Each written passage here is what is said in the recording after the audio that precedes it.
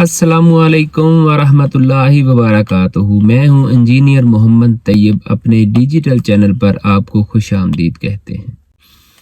आज हम बात करना चाहते हैं किसान के बारे में। हमारा मुल्क एक ज़री मुल्क है। इस मुल्क में अगर किसान का एहतसार होगा तो ये मुल्क कभी तरक्की नहीं कर सकता। आपने भी सुना होगा, बारहा सुना होगा कि ये एक ज़री मुल्क है, हमें अपनी ज़री पैदावार को बढ़ाना चाहिए। लेकिन जो भी गवर्नमेंट्स आती हैं वो किसान के लिए पैकेज का ऐलान तो करती हैं, डिफरेंट पैकेज का, लेकिन उसने कभी बेसिक चीज़ों को एड्रेस नहीं किया है। जो बेसिक चीज़ है वो है किसान की पैदावारी लागत और उसकी इमदादी कीमत। ये मुल्क बेसिकली ज़री मुल्क है, लेकिन हमें यहाँ प्रमोट जो किया गया है वो ज़्यादातर इंडस्ट्री को प्रमोट किया गया। करना चाहिए, इसमें कोई शक नहीं, इंडस्ट्री को भी लगाना चाहिए, इंडस्ट्री से रोज़गार पैदा होता है। लेकिन जो फ़िलहाल चीज़ हमारे पास मौजूद है हमने उसको पीछे क्यों धकेला। आज हमारा हाल ये है कि ज़री मुल्क होने की बावजूद हम गंदम इंपोर्ट कर रहे हैं। ज़री मुल्क होने के बावजूद गाहे बगाहे हम चीनी इंपोर्ट कर रहे हैं। हमारे पास हालांकि इतनी ज़री ज़मीन मौजूद है, अगर हम अपनी पैदावारी लागत को कम करके किसान को थोड़ा सा पैकेज दें कि वो अपनी पैदावार को बढ़ाएगा उसी सूरत में जब उसको उसमें से कोई मुनाफा नज़र आएगा। गंदम को ले लें, गंदम इंपोर्ट करने की ज़रूरत क्यों पेश आई। आप समझ रहे हों कि शायद सिर्फ ये सैलाब की वजह से है, नहीं है, ऐसा नहीं है। पिछले दिनों में भी हमने, जब तहरीक इंसाफ की गवर्नमेंट थी तो उस वक़्त भी हमने गंदम इंपोर्ट की।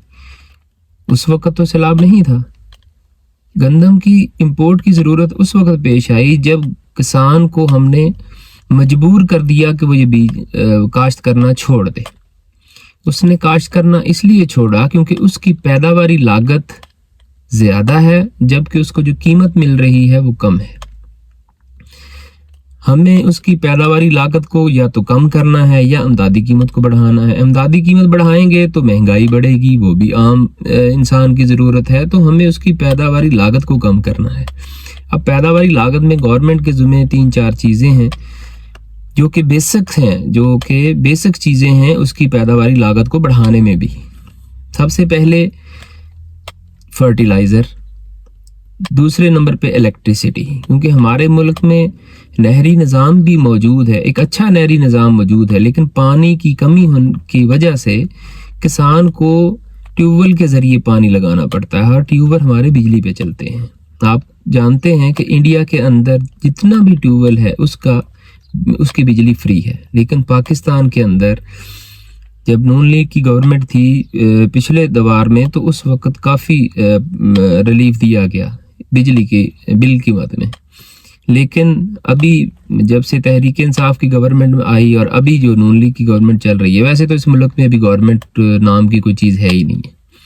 वो मैं इसलिए कहता हूँ कि ये हमारे 4 सूबे हैं, 5वां कश्मीर है और 6ठा वफाक है। आप देख लें कि हमारे पास 4 सूबे हैं, उसमें 4 गवर्नमेंट्स हैं। वफाक में उन चारों से डिफरेंट नून लीग है। 5वां कश्मीर है, वहाँ भी तहरीक इंसाफ है। पंजाब जो कि सबसे बड़ा सूबा है, वहाँ काफ लीग है। सिंध, वहाँ पीपल्स पार्टी है। कहते जिस घर का सरबराह ना हो उसका कुछ नहीं बन सकता, इसीलिए इस मुल्क का भी कुछ नहीं बन रहा। ये महंगाई जो है वो इसी वजह से है क्योंकि हमारी कोई पॉलिसी नहीं है। जब आपकी पैदावार की लागत ज़्यादा होगी और इमदादी कीमत कम होगी तो किसान ने उसको काश्त करना छोड़ दिया और आखिरकार जब आपके पास उसकी कमी हो गई उसका रेट भी बढ़ गया।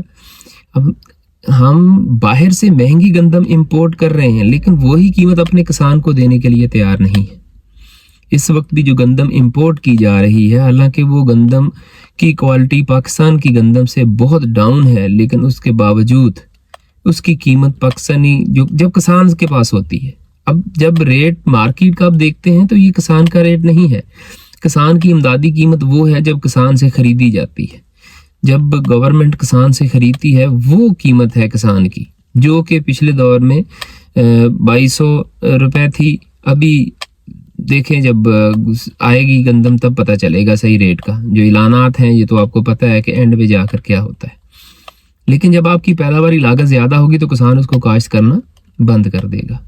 अब हम एक और मिसाल देते हैं आपको गन्ने की, शुगर कैन।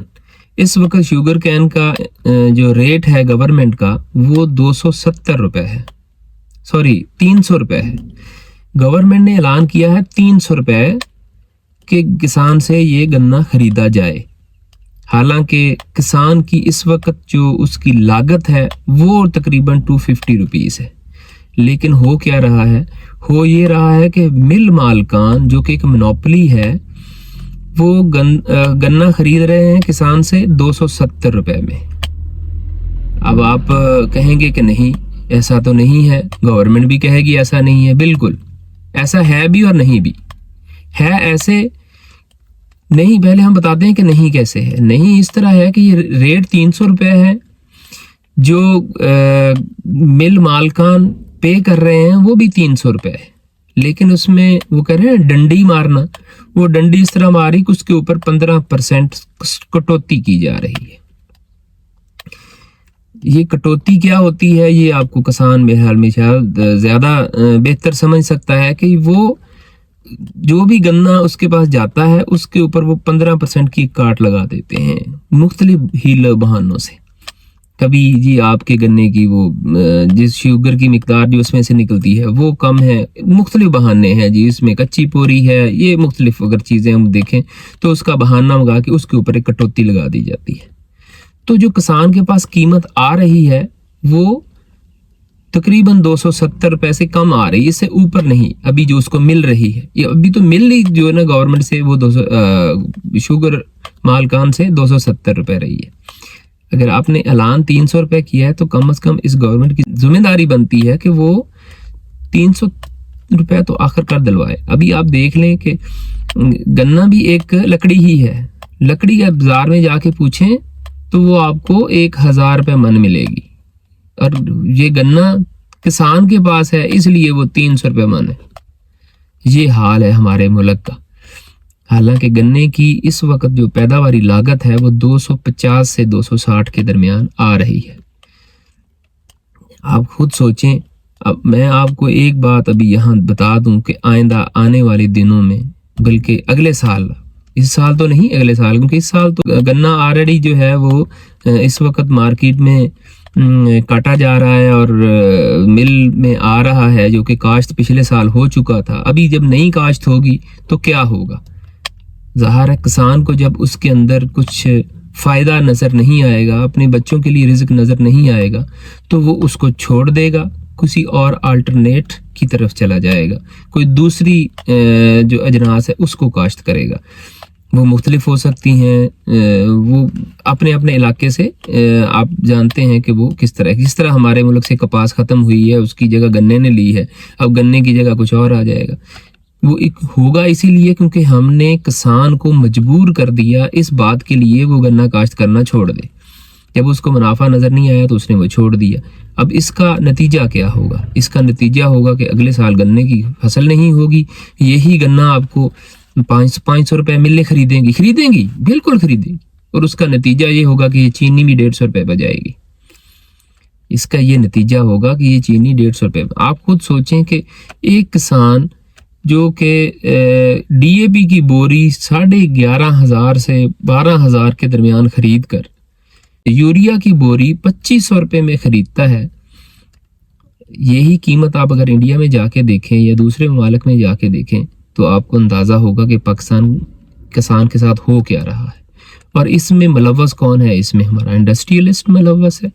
वो अपने इंडस्ट्रियलिस्ट तो पैदा करता है, वो अपनी जो कीमत है उससे 1 रुपया भी कम बेचने पे तैयार ही नहीं है। अब ये चीनी जो है वो अपनी पैदावारी लागत से कम बेचने के लिए कोई तैयार है, लेकिन किसान इसलिए मजबूर है कि उसके पास अल्टरनेट कोई नहीं है। वो गन्ने को क्या करे? घर में तो नहीं रख सकता ना, गंदम भी नहीं रख सकते। क्यों नहीं रख सकते? वो आप जानते हैं गवर्नमेंट का जो है वो तो प्रेशर है कि नहीं आपने बेचनी है, अगर रखेंगे तो पकड़े जाएंगे, अब बच्चा हो जाएगा।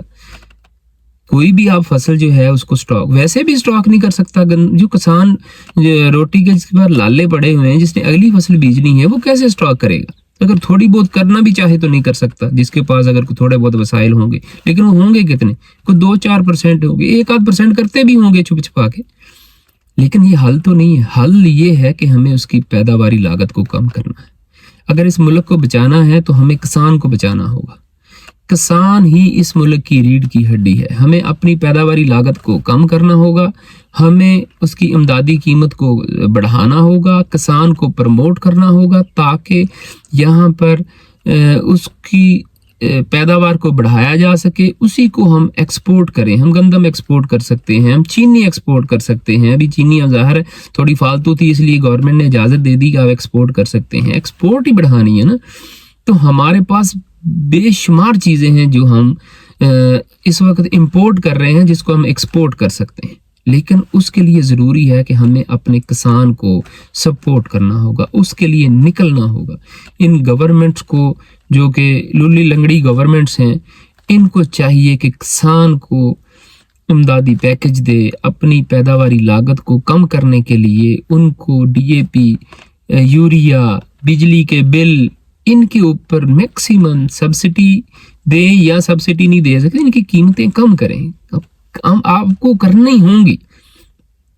अगर आप नहीं करेंगे तो ये मुल्क तबाही की दहाने की तरफ जा रहा है। उम्मीद है कि आप इस हमारी कोशिश में, ये हमने अभी कोशिश स्टार्ट की है अपनी किसान के लिए आवाज़ बनने की, तो आप हमारा साथ देंगे। हम आइंदा आने वाले प्रोग्राम्स के अंदर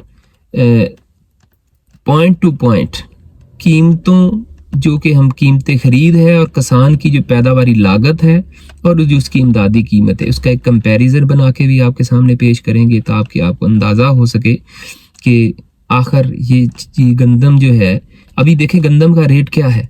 गंदम इस वक्त 3,500 से 4,000 पे बिक रही है। क्या ये कीमत किसान को मिली? नहीं, किसान को नहीं मिली ये कीमत। ये कीमत मिडल मैन कह लें या इन्वेस्टर कह लें, उसको मिल रही है। वो इसमें से मुनाफा कमा रहा है, किसान नहीं कमाया। किसान ने, अगर किसान कमाएगा, अगर किसान को 3500 रुपये गंदम का आप रेट देंगे तो अगली दफ़ा यकीन जानिए आपकी ये पैदावार इससे डबल होगी। ये पर एकड़ की पैदावार नहीं बढ़ेगी, काश्त बढ़ेगी। काश्त बढ़ेगी तो पैदावार बढ़ेगी। जब आपकी काश्त बढ़ेगी, पैदावार बढ़ेगी, तो आप एक्सपोर्ट करने के काबिल हो जाएंगे। आप इंटरनेशनल प्राइजेस को देखें। अगर इंटरनेशनल प्राइस गंदम की हमारे मुल्क से ज़्यादा है तो हम उसको एक्सपोर्ट कर सकते हैं। हाँ, अगर इंटरनेशनल प्राइस कम है तो फिर हम एक्सपोर्ट नहीं कर सकते। लेकिन हकीकत यही है कि इंटरनेशनल प्राइसेस ज़्यादा हैं, हमारे पास पैदावार कम है, हमारे मुल्क की अपनी ज़रूरत पूरी नहीं हो रही, जिसकी वजह से हमें इंपोर्ट करनी पड़ रही है। यहाँ आपसे इजाज़त चाहेंगे। अल्लाह ने के बाद।